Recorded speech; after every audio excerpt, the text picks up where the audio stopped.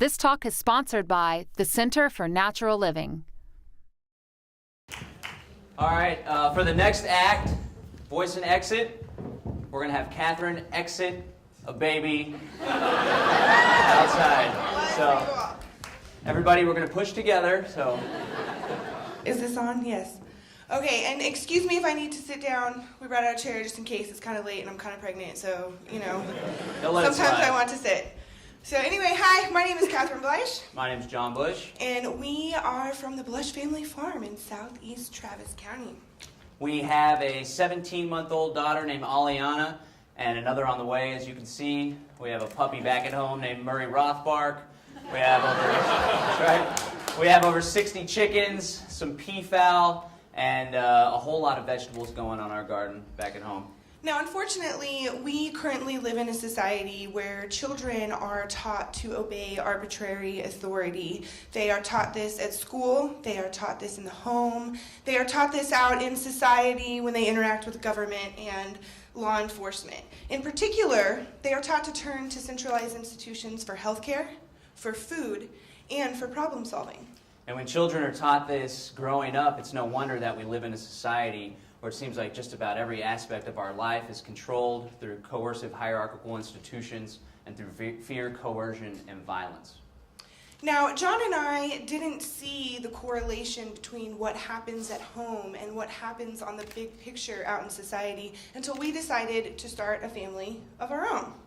And it's our goal to make sure that our children leave the home as free, sovereign, and free-thinking individuals. In order to do this, we knew that we needed to change our lives drastically. We needed to change our behavior, and we needed to lead by example for our children so that they could grow up as free, sovereign individuals. And many in the room, I can see, were alongside us when we spent countless years fighting against a system trying to change the world. This fight that we were engaged in, it left us exhausted, it left us impoverished, and it left us physically depleted and rather unhealthy. And despite these sacrifices that we thought we were making for the greater good, we didn't feel any more free. And society wasn't getting any better. Things were just getting worse. There was more chaos, more despotism, and more misery, war all across the globe. It was about this time when we were making these realizations that I decided that I wanted Catherine to be the mother of my child. And we knew that we needed to start getting healthy in order to raise a happy, healthy family. Now, we had taken notice of friends and family who were changing their lives and who were curing ailments such as diabetes through nutrition and through lifestyle changes. And we realized that this was missing from our journey and our path toward finding freedom. We were not taking care of ourselves, and how could we be free if we were unhealthy and sick, miserable, tired all the time? It's our belief that true freedom is more than just being free from coercive government. It's being free from chronic disease and free from the dependency on the pharmaceutical industrial complex. And we wanted this freedom for our daughter, and now for both of our children. So we began making changes in our lives that would reflect this for our children and for each other. I cut fast food out, which wasn't easy. I stopped drinking sodas. I started eating only organic food. I had a terrible lung infection once. I cleared it up on my own with a nebulizer and colloidal silver. Also, I had a terrible tooth infection. I learned how to make my own tooth pack that was bentonite clay, activated charcoal, xylitol, and colloidal silver, and I managed to clear up a tooth infection that was likely a cavity in just about a week. I personally suffered with acne for 10 years plus. I'm sure many of you remember my very broken out face. I spent thousands of dollars trying to solve this, and it was our good friend Dr. Buckley in Naturopath who helped me to change my diet, to stop eating cow dairy and the hormone casein, which ended up clearing up my acne. I also got rid of my chronic back pain by cutting gluten out of my diet. Now trust me, this was really hard. I really like to eat wheat and I like to eat cheese. My midwife called me a carbo-fatitarian. They were really hard changes for me to make. I mean, literally every meal was like bread and cheese, different forms. So I made these changes in my life and I cleared up these chronic problems that had been haunting me and costing me lots and lots of money. Catherine and I taking responsibility for our health was one of the most powerful things and empowering things that we'd ever done in our life, and we wanted to be sure that we imparted this ethic to our children. So not only did we change what we were putting into our bodies as a way to empower ourselves to find more freedom, but we began to change our ability to access high-quality nutritional food. Like being dependent on centralized medical systems, being dependent on centralized hierarchical food production systems leaves families vulnerable. We all know that natural disasters are common and that economies are collapsing all across the world. So it's absolutely important that we begin to grow our own food and disengage from the hierarchical centralized food production systems, lest we allow our families to go hungry. So in order to begin exiting from this centralized food supply, we decided to plant our own garden, which we did shortly after we changed our diet. We planted our first garden, we got our first flock of chickens, and we learned the hard way that it is not easy to get out of these centralized food supply systems. We learned time and time again that there are lots of threats to growing your own food. Yeah, and if you're thinking that you're just going to be able to have your survival seed bank and you'll be able to throw the seeds in the backyard and be able to produce food, it's not that easy. We dealt with dog attacks on our chickens, chickens attacking our food, drought. Of course, you probably remember the 70-plus days of 100-plus degree weather. We're having trouble finding out how to deal with the vegetables when it freezes. And when we got out of town, sometimes the garden would be neglected by our roommates. But it's definitely a lot harder than it would seem to grow your own food, and we're just barely now getting into a groove. So it's been 2 years since we planted our first garden 2 Aprils ago, and despite the hardships, we decided we were going to continue to persevere. Now we have 10 raised bed gardens built on our property with hundreds of plants that are actively fruiting. I'm proud to say our strawberries are coming in. I'm so excited.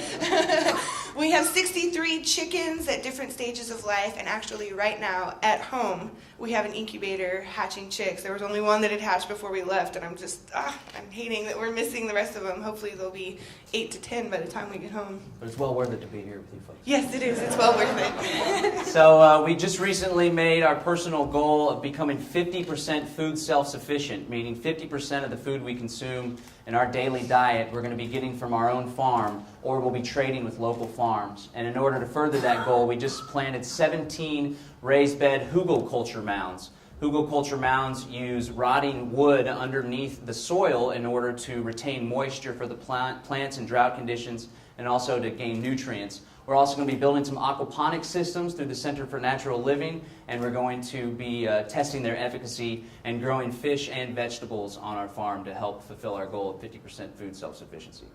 I personally am most excited about our goal to get goats this year. That will help our family provide ourselves with a non-cow version of dairy, and our daughter Aliana absolutely loves goats. She runs up and hugs them and loves on them. We also plan to expand our chicken operation to 200 chickens this year, and we would like to add turkeys and what was the other bird? Ducks, yes, turkeys and ducks, which we're very excited about as well. That was Paul. He helps on the farm. And if we have the capacity, we're going to try to do pigs this year as well. She'll get used to the smell. Right now, we've been teaching our daughter the joys of self-sufficiency. Every day she comes out, she helps us collect eggs. She is in the garden pulling weeds, sometimes pulling things I don't want her to pull, but it's okay. I'm directing her, in the right direction. She also helps to plant seeds and to transfer larger plants that need to be transferred. We want our children to have the confidence and the knowledge and the tools necessary to be able to grow their own food, and to never go hungry. Now imagine a world full of garden babies. Wouldn't that be amazing how many of them would want to turn to a centralized institution for food, whether that be through, government aid or a grocery store? Or who would want to go eat fast food when they have a huge buffet in their backyard full of delicious nutritional snacks like yummy strawberries? So we are on our way towards exiting the centralized medical industrial complex, and we're on our way towards exiting the centralized food production systems. But freedom is much more than that. We also want to bring the ethos into our home that it's wrong to use violence in order to encourage people to change their behavior. Now, we were faced with an obstacle to this a few months back when our daughter Aliana started hitting me. It began typically when John was around. It didn't happen when he was gone. And we went to our peers to ask what was going on. What could we do? Some people recommended we swat her or spank her or hit her to teach her not to hit. We decided to remain curious. And in a few months, she was able to communicate. She was frustrated with her father being on the phone or the computer. So she would hit me to get attention from him. So this was a struggle for us because we had committed to nonviolent tactics in the household and being peaceful parents and avoiding the use of violence as a means to change behavior. But still, our daughter was hitting Aliana. And, many parents would turn to spanking in that situation. But instead, we chose communication and curiosity instead of coercion and fear. And we found that maybe it was the parents that needed to change their behavior instead of the children. When you bring violence into a home as a means of changing behavior, it teaches children to accept violence as a means of problem solving on a greater picture as well, which means they'll accept it from government, which is something that we all have a problem with, right? We don't like the government using force to change societal behavior. Have you seen the drug war? Nobody's happy with that sort of behavior. Yeah, so we believe as parents we should hold ourselves to the same standard. And many people may be thinking, I was spanked as a child and I turned out just fine.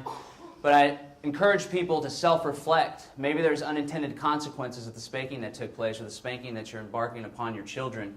I myself was spanked as a child, and Catherine and I found that we actually had some problems in our relationship as a result of it. It took me 28 years to realize that the spanking that I received as a child may have given me a proclivity to telling the truth when I expected negative consequences. I was spanked as a child when I would come home from school after getting in trouble at the public indoctrination centers, and I would always lie to my dad about what happened. He'd say, it's never your fault, John, it's never your fault. Well, of course I'm going to lie. I expected violence to be inflicted upon me. Well, this ended up hurting Catherine and I in our relationship. We spent a little bit of time apart before we began our journey of self-development and self-growth, and I did something during that time that maybe I shouldn't have done, but worse than that, I lied to Catherine about it. And it took a lot of self-reflection to realize that perhaps I'd been programmed my entire life to avoid telling the truth, to expect violence or negative consequences as a result. Since then, we've grown a whole lot, but I want people that think spanking does nothing wrong and they turn out just fine and it's okay to spank their children to perhaps do a little more self-reflection and maybe realize that there's unintended consequences involved that you might not have realized in the first place. So to reiterate what John is saying, using violence in the home may have unintended consequences. Even if you call it swatting, it's still spanking, it's still hitting, and it teaches children that violence is a method for problem solving, which is something we're trying to change in our society. The theme of this conference is using persuasion over coercion, and we encourage you to take that into your households as well. So these are a few things that Catherine and I have done in realizing that if we want to create a better world, it starts inside of our hearts. It starts by looking in the mirror, and it starts in the household. We've done everything we can to take ourselves off and exit the hierarchical, centralized medical industrial complex. We've done everything we can to exit the reliance on hierarchical, centralized food production systems, and we're doing everything in our power, no matter how hard it may be, to avoid using violence as a means of changing people's behavior, because we want to teach our children that there's a better way to go about organizing society and living our lives. So if you want to follow our journey, we are blogging and video blogging on sovereignliving.tv. We have a YouTube channel as well, Sovereign Living TV. Sovereignliving.tv is a project of the Center for Natural Living, a new nonprofit we recently founded. The mission is to demonstrate the value of voluntary cooperation and natural living in the areas of sustainability, family, and health by creating educational media and helping families to fulfill their basic needs. So we hope you'll check it out, and we hope you enjoyed what we had to say today. Thank you.